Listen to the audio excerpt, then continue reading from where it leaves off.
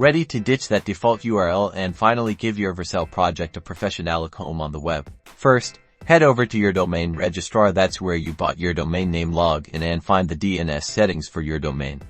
This is where you'll point your domain to Vercel. Now, jump over to your Vercel dashboard.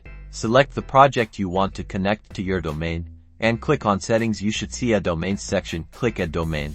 Enter your domain name, including the www version. Vercel will then display the DNS records you need to add to your domain registrar. You'll usually see a record and a CNAME record. Copy these records carefully.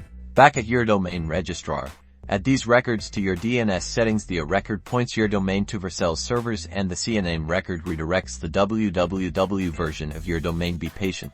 DNS propagation can take a few minutes or even up to 48 hours in rare cases. Back on Vercel, the status of your domain will change to verified once the DNS settings have updated. If it does not update automatically, just click on the link to verify it manually. That's it.